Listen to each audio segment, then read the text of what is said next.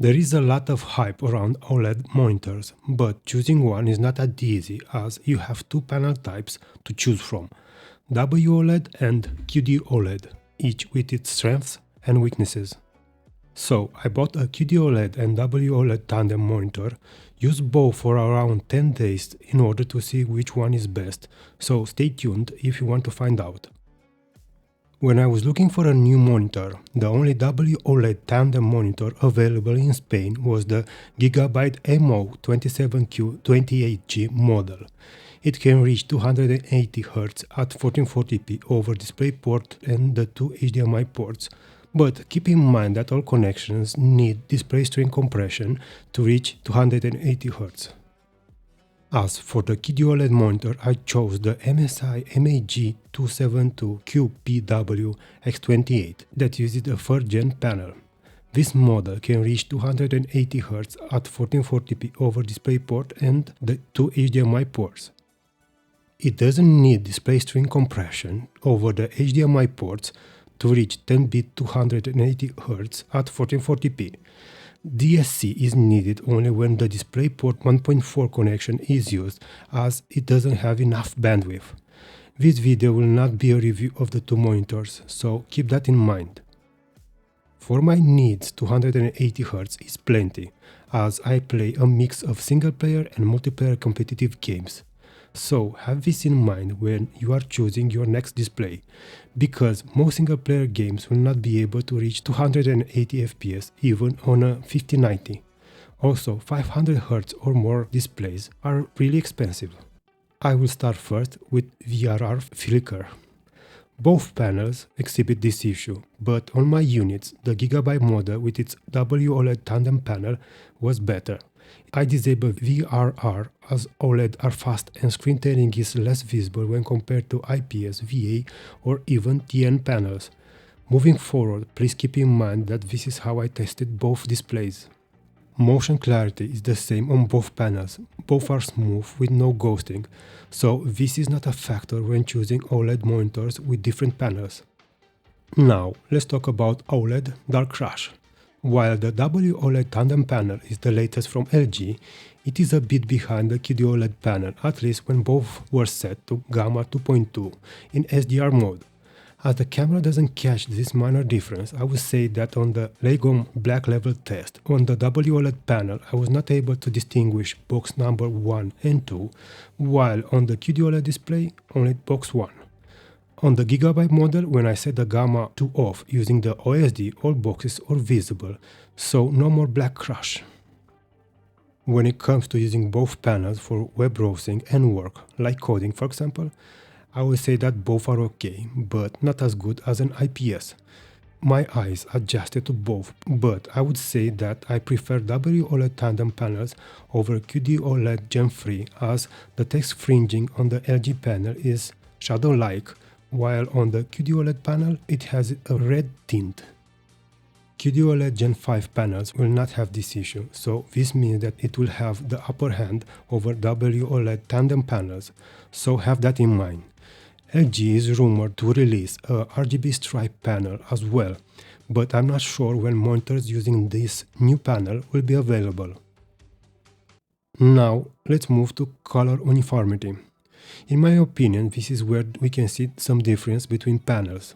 First, QD-OLED panels have a minor pink or reddish tint when you have light hitting the screen, and this is because this panel lacks a polarizing layer. And I'm not referring to bright lights, as you can see now, this is how I have the monitor set, and I can distinguish a minor reddish tint.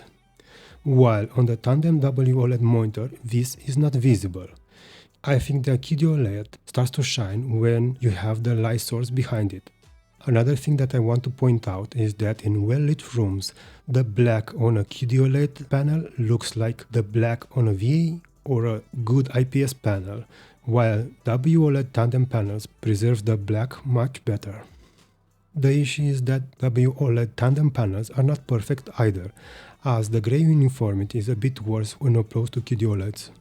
You can see some gray banding and this becomes less visible after a few pixel cleans, in my case 10, but it's still there. On my unit it's minimal and it doesn't bother me. I can't see anything in games, so all good. Also, it has a mild dirty screen effect, and this can be observed when you enable the dark theme in Windows or you use apps that have dark mode enabled.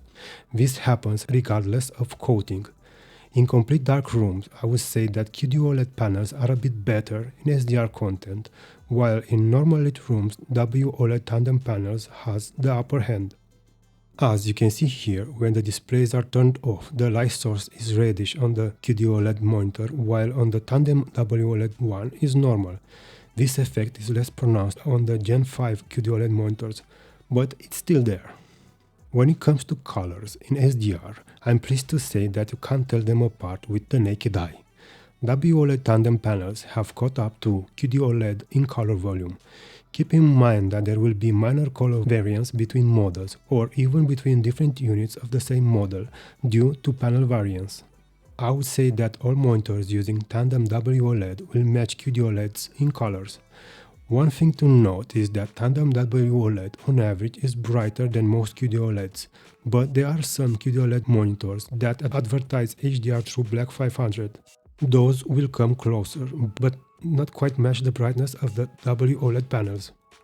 Another thing to point out is that Tandem WOLED tend to wash a bit the colors in bright scenes, mainly due to the white LED, while QD-OLEDs tend to be a bit darker. And HDR is where we will see the biggest difference. I stitched together two HDR videos and split them in the middle. This is why you can see that mild there. I did it like this because Windows 11 is not able to do proper HDR in multi-monitor setup. Keep in mind that this YouTube video is rendered SDR, so in real life it will look much better. Also, the Tandem WOLED panel on the bottom seems a bit dirty on camera, but in real life that is not the case. 3rd and 4th gen QD-OLED panels stop at around 1000 nits for small highlights, while the Tandem WOLED panel can reach 1500. Even the 5th gen QD-OLED panel can't match 1500 peak brightness, but it can go up to around 1300 nits. Small highlights pop more on LG panels, thus making HDR better in my opinion. Also, Tandem WOLED panels tend to be brighter when the bright area is larger, while QD-OLED tends to darken the scene. This issue is present on Gen 5 QD-OLED panels, but to a lesser extent. At least this is what Monitors Unboxed and TFT Central reported. Even though you lose a bit of details in bright scenes on Tandem WOLED monitors, I prefer its HDR performance over QD-OLED. To me, this bright and scene weakness of WOLED is natural, as in real life, when you look at a bright source, anything else seems a bit washed for a moment. Some people don't like this though.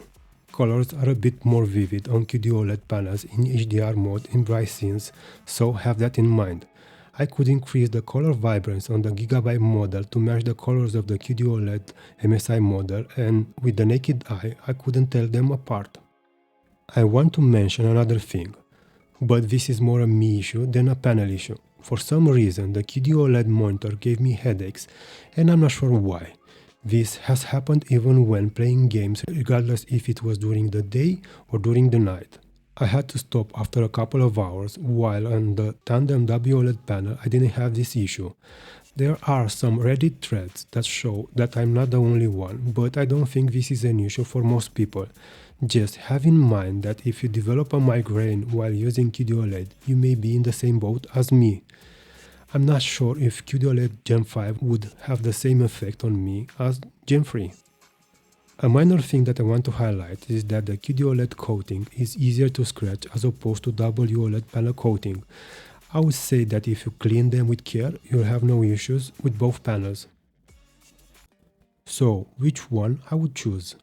For my use case, I think that Tandem WOLED panel monitors are a bit better than QD-OLED due to the HDR peak brightness. I think that HDR is one reason why I would choose an OLED screen over a traditional IPS VA or even a mini LED panel. Both are really good for SDR content, but for me, given how my setup is set with the window on the back right, QD-OLED is a bit behind in image quality due to the red tint in day-to-day usage. I think that I would have adjusted to this reddish tint, but to me it is visible, especially when you have a multi-monitor setup with the other panel not being a QD-OLED. If you are looking for a QD-OLED, I would wait for more Gen 5 monitors to be released. This may take a few months, so have that in mind. Another thing to point out is that if you have a good IPS monitor, the move to OLED will not wow you.